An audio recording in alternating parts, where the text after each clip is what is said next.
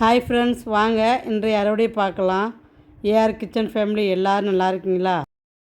வாங்க வீடியோக்குள்ளே போகலாம். முதல்ல நம்ம விதை போட்டிருந்ததெல்லாம் உங்களுக்கு இப்போ முளைச்சிருக்குதுங்க. அதுதான் வீடியோவில் காட்டுறேன் நான். தக்காளி நாற்று, மிளகா நாற்று, கத்திரி நாற்று. கத்திரிலே பார்த்திங்கன்னா 12 வகை போட்டிருக்கிறேங்க. 12 வகையில் பார்த்திங்கன்னா முளைச்சது எத்தனை ரகம் அப்படின்றது நான் நட்டு காய் விளைஞ்ச பின்னாடி தாங்க எனக்கே தெரியும். ஏன்னா என்னென்ன விதை போட்டேன் அப்படின்னு நான் எழுதி வைக்காத போயிட்டேங்க. அதனால் பார்த்திங்கன்னா எந்த கத்தி நாற்று முளைச்சிருக்கு எது முளைக்கலை அப்படின்றது எனக்கு தெரியலைங்க. இப்போ முளைச்சது பார்த்திங்கன்னா நிறைய முளைச்சிருக்குதுங்க. கத்திரி நாற்று, தக்காளி நாற்று, நெய் மிளகா, மிளகா விதை போட்டிருந்தேங்க. மிளகா முளைச்சிருக்கு. இது மாதிரி கத்திரிலையும் பார்த்திங்கன்னா 12 வகை போட்டேங்க. 12 வகையில் பார்த்திங்கன்னா இன்னும் ஒரு 4 டம்ளர் முளைக்கலைங்க. அது எந்த ரகம் முளைக்காத ரகம் அப்படின்றது எனக்கு தெரியலைங்க. அது இப்போ நட்டு பார்த்தோம்னா தான் எந்த ரகம் காய் வச்சுருக்கிறத பார்த்து தான் நம்ம எந்த ரகம் முளைக்கல அப்படின்றத தெரிஞ்சு அடுத்த தடவை மறுபடியும் ட்ரை பண்ணலான்ட்டு இருக்கிறோங்க அந்த விதையை. இது பார்த்திங்கன்னா எல்லாமே ஆன்லைனில் வாங்கி போட்ட விதை தாங்க. அதனால் இது எப்படி முளைக்குதுன்னு இதுக்கு மேலே தாங்க நம்ம பார்க்கணும். வாங்க சப்போட்டா அறுவடை பார்க்கலாம். சப்போட்டா செடியும் பழக்கன்று நடுவதுன்னு சொல்லி உங்களுக்கு ஒரு வீடியோ போட்டிருப்பாங்க. அதில் வாங்கி வச்ச செடி தாங்க இது. இப்போ பாருங்கள் எவ்வளோ பெருசு நான் வளர்த்திருக்கேன், எவ்வளோ பிஞ்சு போட்டிருக்குது பாருங்கள். இப்போ குறைஞ்சது ஒரு 5-6 பிஞ்சு எடுத்துருக்குதுங்க. ஒரு காயோடு நம்ம வாங்கிட்டு வந்தது இது. அந்த காய் தான் இது பெருசாகி இப்போ அறுவடைக்கே வந்திருக்குதுங்க. சின்னதாக இருந்துச்சுங்க நம்ம செடி வாங்கிட்டு வரும்போது. இப்போ பாருங்கள் எவ்வளோ பெருசு வளர்ந்துருக்குதுன்னு. இப்போ காம்பு பார்த்திங்கன்னா நல்லா பிச்சுன்னு கீழே வர அளவுக்கு நல்லா தொங்குதுங்க. அதனால தான் சரி இது பிச்சிடலான்ட்டு பிக்கிறேங்க. பாருங்கள் எவ்வளோ சூப்பராக இருக்குது. வாங்க அடுத்தது கலாக்கா செடி நல்லா பெருசாக இருக்குதுங்க. கலாக்கா சரி, இதுவும் அறுவடைக்கு ரெடி ஆகிடுச்சிங்க. சரி, அதனால தான் இது உங்கள்கிட்ட காட்டலான்ட்டு காட்டுறேங்க. இன்றைக்கி உங்களுக்கு இதை கட் பண்ணி காட்டுறேங்க அந்த காயை. ஏன்னா இது கலாக்காவா இல்லையான்ற டவுட்டு இன்னும் சில பேருக்கு இருக்கும். அதனால தான் இன்றைக்கி உங்களுக்கு இதை கட் பண்ணி இது கலாக்கா தான் அப்படின்றத கன்ஃபார்ம் பண்ணுறேங்க நான். ஏன்னா இது நல்லா தெரியுதுங்க. கலாக்கா நம்ம சாப்பிடும் போது இருக்கிற டேஸ்ட்டு, அதில் வர பால் எல்லாமே பார்த்திங்கன்னா அதே மாதிரி இருக்குதுங்க. அதனால தான் உங்களுக்கு இதை வீடியோவில் காட்டுறேங்க மறுபடியும். இதை தொடர்ந்து உங்களுக்கு அறுவடையும் இருக்குதுங்க பாருங்கள். செடி ஆனால் சூப்பராக இருக்குதுங்க. காயும் சூப்பராக இருக்குது. இப்போ நான் என்ன பண்ணுறேன்னா டெய்லி இப்போ மாடிக்கு தண்ணி விடும் போதெல்லாம் பார்த்திங்கன்னா 2 காயாக பறித்து வயலில் போட்டுக்கிறேங்க.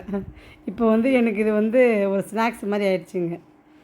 நல்லா இருக்குதுங்க, சாப்பிட்றதுக்கு நல்லா இருக்குது. இது அவ்வளோ ஒரு சத்து உள்ள காய்ங்க. இந்த காய் நம்ம கூகுளில் பார்த்தோம்னாலும் இதனுடைய பெனிஃபிட்ஸ்லாம் அவ்வளோ இருக்குதுங்க. அதனால் உண்மையிலே இது நல்ல ஒரு ரகங்க இந்த செடி. இது ஆன்லைனில் எனக்கு நான் போட்ட செடி இல்லாத வேறு செடி வந்திருந்தாலும் எனக்கு இது நல்ல செடியாக அமைஞ்சிருக்குதுங்க. பரவாயில்ல தாங்க இந்த செடி எனக்கு. ஏன்னா இது நான் வாங்கி வளர்த்துன்னு ஆசைப்பட்ட செடி தாங்க. ஆனால் எனக்கு நர்சரியில் இது கிடைக்கல. அதனால நான் சரி போடான்னு சொல்லி விட்டுட்டு இருந்தேங்க. இது ப்ளூபெர்ரி செடி போட்டதுக்கு இந்த செடி வந்துடுச்சுங்க. சரி, இது ப்ளூபெர்ரி தான்ட்டு நான் வளர்த்திட்டேங்க. இதை இவ்வளோ நாள் வளர்த்தி இப்போ காய் வைக்கும்போது தான் நம்மளுக்கு இது கலாக்காவாக தெரியுதுங்க. அதனால் ஒன்றும் வீண் போலைங்க, பரவாயில்ல தான். நிறைய காய் வச்சுருக்குதுங்க, நிறைய சாப்பிட்டேங்க. அதனால தான் சரி இது உங்களுக்கு வீடியோவில் காட்டிடலான்னு சொல்லி இப்போ காட்டுறேங்க. வாங்க இன்றைக்கி ஒரு காயை உங்களுக்கு கட் பண்ணி காட்டுறேன். பாருங்கள் கலர் பாருங்கள், பாதி கலரு பாதி க்ரீனுங்க. எப்படி பால் வருது பாருங்கள். பார்த்திங்களா எவ்வளோ சூப்பராக இருக்குது பாருங்கள். லைட்டாக உப்பு தொட்டு நம்ம சாப்பிட்டோம்னா அவ்வளோ ஒரு அருமையாக இருக்குதுங்க. சின்ன பையனுக்கு இப்போ தாங்க கொடுக்குறேன். அவனுக்கு இது டேஸ்ட்டே இப்போ தாங்க பார்க்குறான். ஏன்னா குழந்தைங்க இது மாதிரி காய் சாப்பிட்டதே இல்லைங்க. புழுப்படிக்குதுன்னு சாப்பிட்டதே இல்லைங்க.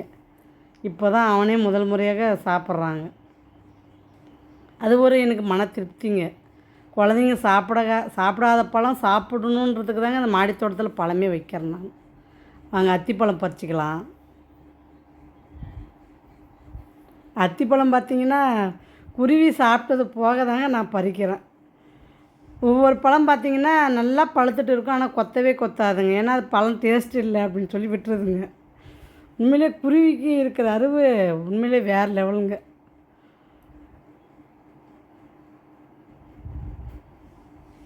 இதுவும் பழுத்துட்டு இருக்குதுங்க, அதனால் இதையும் பறிச்சிக்கலாம். நல்லா பழங்க இது பாருங்கள், என்ன அழகாக பழுத்துருக்குது பாருங்கள். குருவி டேஸ்ட்டு இல்லைனா தாங்க அதை விட்டுருது, இல்லைன்னா கொத்திடுதுங்க பழத்தை, காயாகவே கொத்திடுதுங்க. 2 பழம் கிடச்சிருக்குது பாருங்கள். மாதுளம்பழ செடியை கட் பண்ணியே விட்டுட்டுங்க, பார்க்கலாம் தளைஞ்சாவது காய வைக்கிதா பார்க்கலான்னு சொல்லி இப்போ கட் பண்ணியே விட்டுட்டுங்க. அதை பாருங்கள், கீரை பேக்கில் பாருங்கள், முலாம்பழம் செடி அதில் வச்சுருக்கறதுனால நிறைய சைடில் கீரையும் இருக்குதுங்க. அதனால தான் இப்போ ஹோல்சேல் பண்ணி இப்போ கீரை அறுவடை பண்ணுறாங்க. பாலக்கீரை, பொன்னாங்கண்ணி கீரை நல்லா கலப்படமாக இருக்குதுங்க.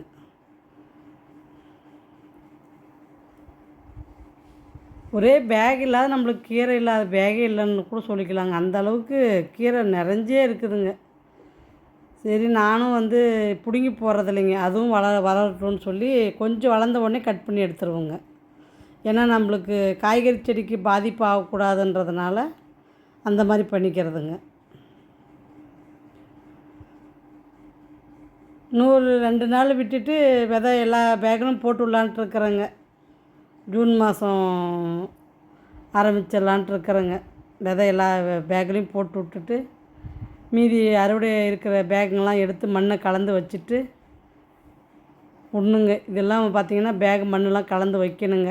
இன்னும் கத்திரிக்காய் பாருங்கள் அறுவடைக்கு ரெடியாக இருக்குது. இன்னும் கொஞ்சம் வேலை இருக்குதுங்க தோட்டத்தில். இன்னும் இதெல்லாம் செஞ்சு முடிச்சுட்டு நம்ம விதையை போட்டு விட்டு வளர்த்தோம்னா தாங்க ஒரு ஹோல்சேலாக இருக்கும் எல்லாமே. கொஞ்சம் வேலை இருக்குது தாங்க. ஒரு கமெண்ட்டு ஒரு சிஸ்டர் கேட்டிருந்தீங்க, பூச்சி விரட்டி என்ன நீங்கள் பயன்படுத்துகிறீங்க அப்படின்னு சொல்லிட்டு. ஆனால் உண்மையிலே சிஸ்டர், நான் வந்து பூச்சி விரட்டி எதுவுமே பயன்படுத்துறது இல்லைங்க. அப்படியே நான் பயன்படுத்தினாலும் உங்களுக்கு நான் காட்டிடுவேன். அதாவது நான் எதுவும் பயன்படுத்துறது இல்லைன்னு ஏன் நான் அவ்வளோ கான்ஃபிடண்ட்டாக சொல்கிறேன் அப்படின்னா, நான் செடியை வந்து தண்ணி விடும் போதே செடியை நல்லா பார்த்து எதுனா பூச்சி இருந்தால் நான் கையிலே வந்து நசுக்கி விட்டுட்டு தண்ணி விட்ருவோங்க. அதனால் பூச்சி பெரும்பாலும் என் செடியில் அண்டை விடுறதில்லைங்க. இந்த வருஷம் பரவாயில்லைங்க, என் செடிக்கு எந்த பூச்சியும் வந்து தாக்கலைங்க. அதனால் நான் எதையுமே பயன்படுத்தலை, வேலை இல்லாத போயிடுச்சுங்க. அப்படி நான் பயன்படுத்தினா அப்படின்னா உங்களுக்கு வீடியோவில் நான் காட்டுவேங்க. இயற்கை முறையிலையும் நான் பூச்சி விரட்டி நான் பயன்படுத்துறதில்ல, எந்த முறையிலையுமே நான் பயன்படுத்துறது இல்லைங்க. அதாவது இப்போ செடிங்களுக்கு ப்ரேனே நான் அடிக்கிறது இல்லைங்க. ஒன்லி வேருக்கு லிக்விட் தண்ணி ஊற்றுறேன் பாருங்கள், அதுவாட என்னுடைய பராமரிப்பு வேலை முடிஞ்சு போயிடுதுங்க. பெருசாக நான் பராமரிப்புன்றதும் நான் பெருசாக எதுவும் பண்ணுறதில்லைங்க. மண்ணை கிளறி விட்டு லிக்விட் தண்ணி ஊற்றி விடுவோங்க, அப்புறம் தண்ணி விடுவேன். இது 2 வேலை தாங்க எனக்கு. அதனால தான் எனக்கு வந்து கார்டனை வளர்க்குறதில் எனக்கு பெரிய கஷ்டம் தெரியறதில்லைங்க. அப்படி செடி வந்து பூச்சி பாதிக்குது அப்படின்ற மாதிரி உங்களுக்கு தோணுச்சுன்னா அந்த செடி நீங்கள் வந்து எடுத்துகிட்டு வேறு செடி நட்டுக்குங்க. அதுதான் மற்ற செடிங்கள்லேருந்து நம்மளால் செடியை காப்பாற்ற முடியுங்க. நான் பெரும்பாலும் அப்படி தாங்க பண்ணுறேன். செடி வந்து அதில் சப்போஸ் நோவு தாக்குச்சு அப்படின்னா செடியை வந்து எடுத்துருங்க. இப்போ இலசுருட்டு நோவு ஒரு மிளகா செடிக்கு வருது அப்படின்னா நீங்கள் ரிமூவ் பண்ணுறது தாங்க நல்லது. ஏன்னா அந்த இலசுருட்டு நோவு கொத்தவரங்காய்க்கும் வரத்துக்கு வாய்ப்பு இருக்குதுங்க, மற்ற செடி கத்திரி நாற்றுக்கும் வரத்துக்கு வாய்ப்பு இருக்குது, மிளகா நாற்று எல்லா நாற்றுமே பாதிக்கப்பட்டுருங்க. அதனால் எந்த ஒரு இலசுருட்டிலோ இல்லை மாவு பூச்சி தொல்லையோ எது இருந்தாலுமே உங்களுக்கு வந்து இலையை கட் பண்ணி விட்டு பாருங்கள், தெளியறதுக்கு வாய்ப்பு இருக்குதுங்க. இலையை கட் பண்ணி விட்டா அப்படி தெளியல அப்படின்ற பட்சத்தில் பார்த்தீங்கன்னா செடியை ரிமூவ் பண்ணிவிட்டு நீங்கள் வேறு விதையை நட்டுக்குங்க. அதுதான் அதுக்கு ஒரே சொல்யூஷனுங்க. வாங்க அடுத்து முருங்கைக்கீரை பாருங்கள், பறிச்சிக்கலாம். இது என்ன கீரை வந்து பார்த்திங்கன்னா நம்ம பறிக்காத விட்டோம்னா நிறைய கீரை பழுத்து கீழே உதிர்ந்துருதுங்க.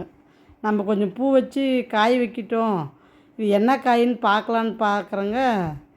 இந்த முறை பூ வச்சுருக்குதுங்க. அதனால தான் நானும் சரி இது செடியை வந்து கட் பண்ணலைங்க. இது என்ன ரக காய் வைக்கிதுன்னு பார்க்கலான்ட்டு நான் விட்டு வச்சுருக்குறேங்க. பாருங்கள், முருங்கைக்கீரை இன்றைக்கி இவ்வளோ பறிச்சிருக்கேன். வாங்க மறுபடியும் பார்க்கலாம். இன்றைக்கி முருங்கைக்கீரை ஒரு கட்டு இருக்குதுங்க, பாலக்கீரை இருக்குது, கத்திரிக்காய் இருக்குது. கத்திரிக்காய் ஒரு 1/4 கிலோவுக்கு மேலே வருங்க, 1/2 கிலோ கத்திரிக்காயே வருங்க. 2 அத்திப்பழம் இருக்குதுங்க. பார்த்துட்டு எப்படி இருக்குதுன்றதை கமெண்ட் கொடுங்க. அடுத்த வீடியோ உங்களுக்கு வந்து வெள்ளிக்கிழமை வருங்க, பாருங்கள். பாய்.